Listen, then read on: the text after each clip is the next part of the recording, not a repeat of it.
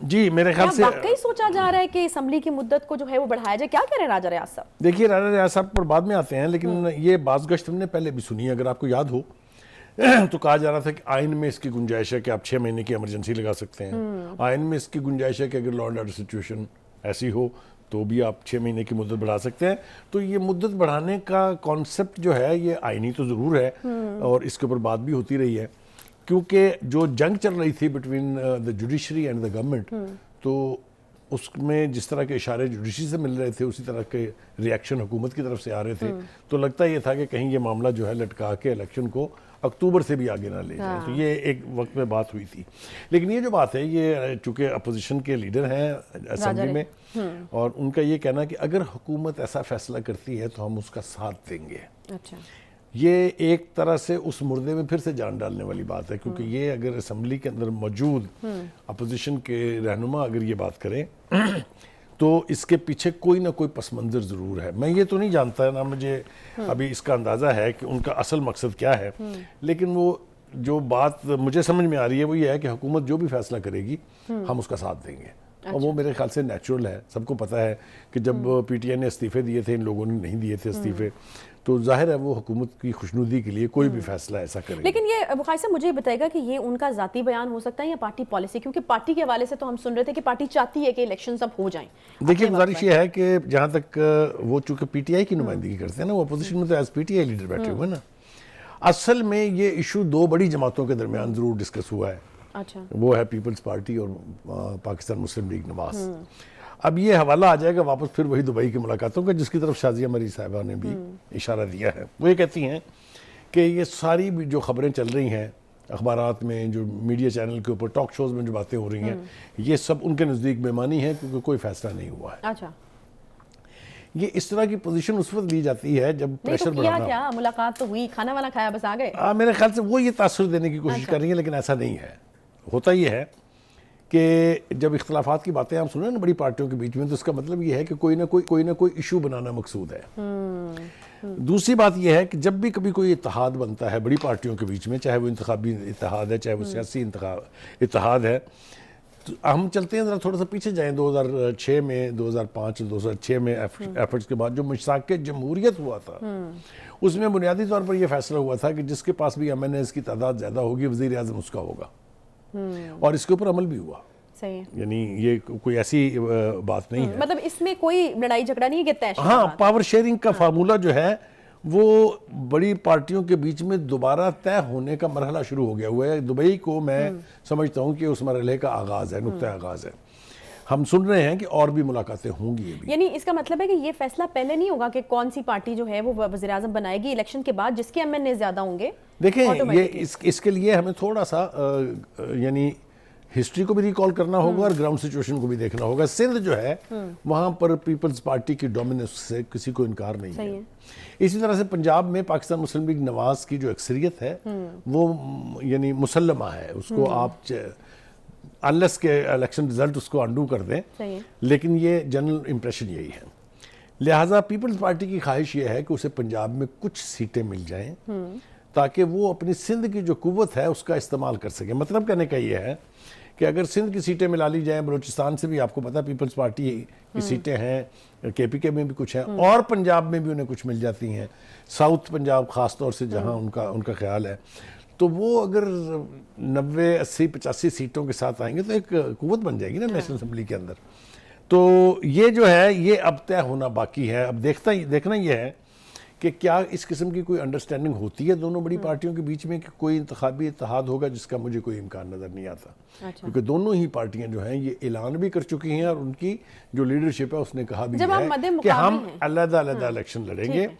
How ever جو ہم نے دبئی کے حوالے سے بات سنی وہ یہ تھا کہ آصف زرداری صاحب نے یہ کہا ہے کہ یہ جو ہمارے 5 بڑے ہیں پنجاب کے، ان کے مقابلے میں آپ اپنا کینڈیڈیٹ نہ کھڑا کریں۔ تو یہ بھی ایک طرح کا کڈ پروکو ہو سکتا ہے کہ اسی طرح سے پی ایم ایل این بھی ان سے تقاضا کرے کہ سندھ میں آپ ہمیں پھر تھوڑی سی گنجائش دیں۔ یہ ابھی فائنل شکل اس کی کوئی نہیں ہوئی ہے۔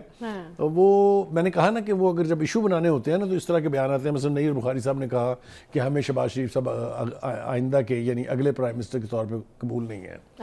اب وہ نیر بخاری صاحب کی جو حیثیت ہے پارٹی میں وہ بھی ہمارے سب کے سامنے ہے۔ ان کا یہ بیان جو ہے اسے پارٹی کا بیان نہیں کہہ سکتے ہم. یہ میرے خیال سے ایک درفنتنی چھوڑی گئی ہے. آپ کو لگتا ہے کہ یہ بیان جو ہے وہ اس طرح کا بھی ہے کہ اس کو جو ہے اس پر غور و فکر کیا جائے؟ کیونکہ کل ہم اس بارے میں بات کر چکے ہیں مسلم لیگ نون کی طرف سے، تو اب وہ کینڈیڈیٹ ہوں گے بھی نہیں وزیر اعظم کے. نواز شریف صاحب کی بات ہو رہی ہے. دیکھیے وہ تو آنے والا وقت ثابت کرے گا نا کہ وہ آتے ہیں کہ نہیں آتے ہیں. اچھا، لیکن میرا خیال یہ ہے کہ جس طرف ہمیں جانا یہ دیکھیں یہ زیادتی ہے. ایک تو آپ ہمیں ڈیٹ دے دیتے ہیں کس ڈیٹ پہ آ رہے ہیں، اور پھر کہتے ہیں یہ تو وقت بتائے گا. ڈیٹ پہ میں ابھی قائم ہوں اپنے یہ تو پھر ڈیٹ پہ میں اپنی قائم ہوں، نہیں آتے. لیکن دیکھیں نا ایونچولیٹیز کا پتہ نہیں ہے.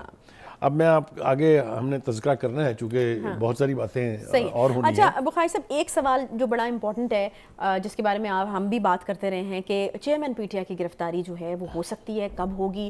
تو لوگوں کے لیے پھر یہ زیادہ میرے خیال میں دلچسپی کی صورتحال ہوتی ہے کہ آخر یہ کہہ رہے ہیں تو پھر ان کو کبھی بھی کسی وقت گرفتار کیا جا سکتا ہے. دیکھیے گزارش یہ ہے، میں سمجھ رہا ہوں جس طرف اشارہ کر رہی ہیں آپ اعظم نذیر طارٹ صاحب نے جو کچھ کل کہا ہے، خاص طور سے نیب کی جو امینڈمنٹ تجویز کی گئی ہے، جو آرڈیننس آیا ہے جو یقینی طور پہ اگلے مرحلے میں اسمبلی کے اندر یا سینٹ کے اندر پیش ہوگا اپروول کے لیے.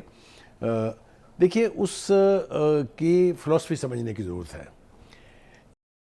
کو متعدد نوٹسز دیے نیب نے، وہ حاضر نہیں ہوئے. اسی طرح سے بزدار صاحب جو ہیں ان کو 13 نوٹسز دیے گئے، وہ 2 دفعہ آئے اور اب انہوں نے کہا کہ میں نہیں آؤں گا. اب یہ نیب جو ہے اس کو اتنا نان سیریسلی لینا جو ہے نا، اس کی وجوہات یہ ہیں کہ اسی حکومت نے جو امینڈمنٹس کی ہیں نیب میں، اس میں گنجائش بہت ہے. دیکھیے نیب کا پروسیس سمجھنے کی ضرورت ہے. یہ 4 مرحلوں کا پروسیس ہے.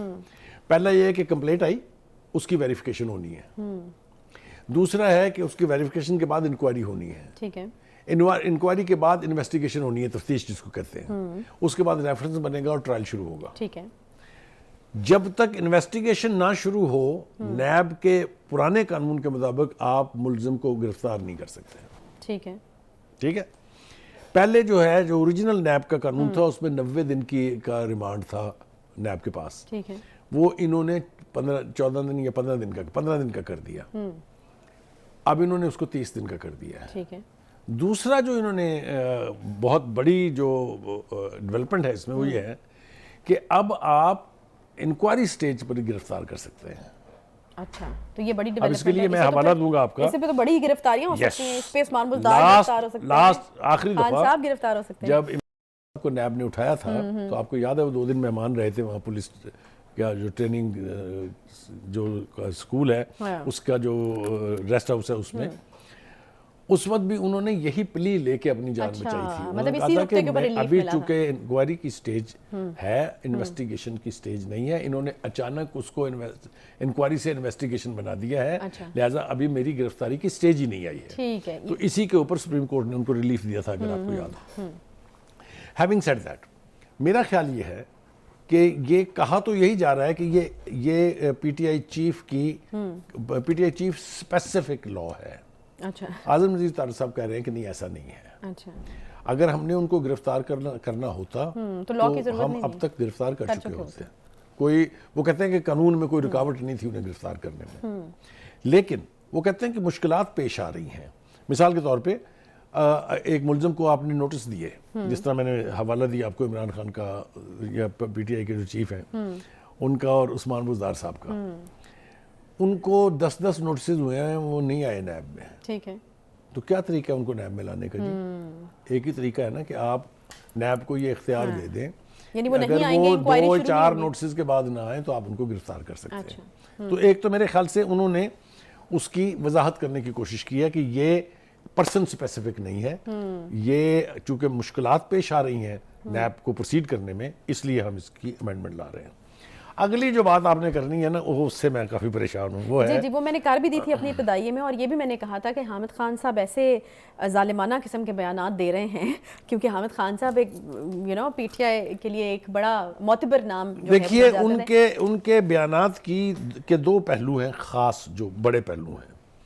ایک تو یہ کہ انہوں نے یہ کہا ہے کہ جو نواز شریف صاحب تھے ان کو نکالنے کا فیصلہ جو ہے کہیں اور ہوا تھا اور عدالت کے فیصلے سے بہت پہلے ہو چکا تھا.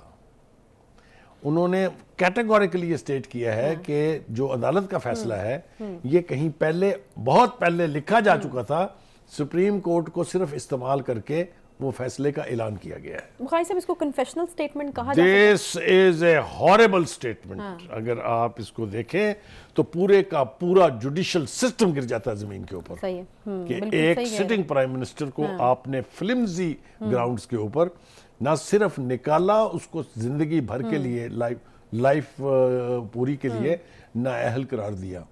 ایک ایسا پرائم منسٹر جو ووٹ کے ذریعے الیکٹڈ تھا جس کو آپ نے ڈسکوالیفائی کر دیا فلمزی گراؤنڈ پر. پاناما کی بات سی, پاناما میں کچھ نہیں ملا کیونکہ ان کا نام ہی نہیں تھا پاناما میں, تو اقامہ پہ اس کو نکال دیا. یہ بھی تاریخ میں پہلی دفعہ ہوا کہ جس چیز کی پرے نہیں تھی پٹیشن میں اس کے اوپر نکالنے کی بجائے جس کا ذکر تک نہیں تھا اس ایشو پر نکالا. یہ بھی کبھی نہیں ہوتا. ہاں وہی بات ہے نا, کیونکہ طے پہلے ہو چکا ہوا تھا. دوسری بات جناب وہ یہ اب اس سے بھی زیادہ خوفناک ہے اور وہ ہے پی ٹی آئی کے الیکشن کے حوالے سے. اچھا, فیاض الحسن پی چوہان ٹی آئی کے الیکشن کے حوالے سے بھی دو اشخاص بولے ہیں. ایک تو فیاض الحسن چوہان صاحب, انہوں نے تو اس پورے پروسیس کو کرپشن قرار دے دیا. انہوں نے کہا ہے کہ جناب اوورسیز پاکستانیز کا کتنا سرمایہ آیا اور وہ ہڑپ کر گئے اور پارٹی لیڈرشپ کے اوپر سیدھے سیدھے الزامات ہیں. ان کا خیال یہ ہے کہ جو انٹرا پارٹی الیکشن تھے وہ دھاندلی شدہ تھے. اب آ جائیں جناب ذرا تھوڑا سا حامد خان صاحب کی طرف. انہوں نے بھی پارٹی کے الیکشن کے حوالے سے بھی بات کی ہے. اگر آپ کو یاد ہو تو 2-3 مرتبہ انٹرا پارٹی الیکشن کرانے کی کوشش کی گئی. پہلی دفعہ یو سی لیول کے اوپر کرائے گئے تھے.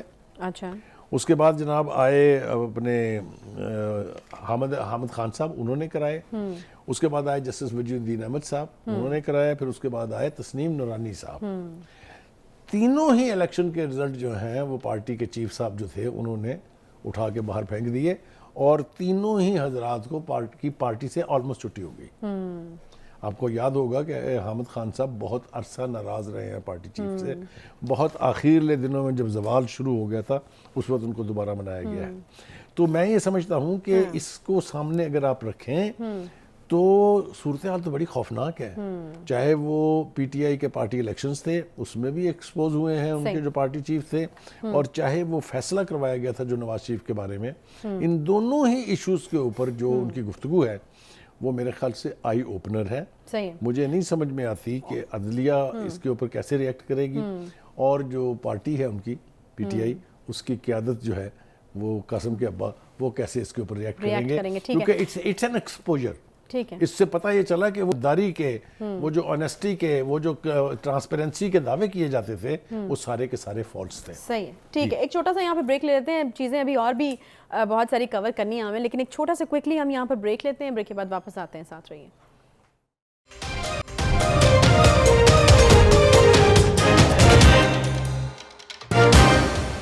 ایک بار پھر سے خوش آمدید کہتے ہیں.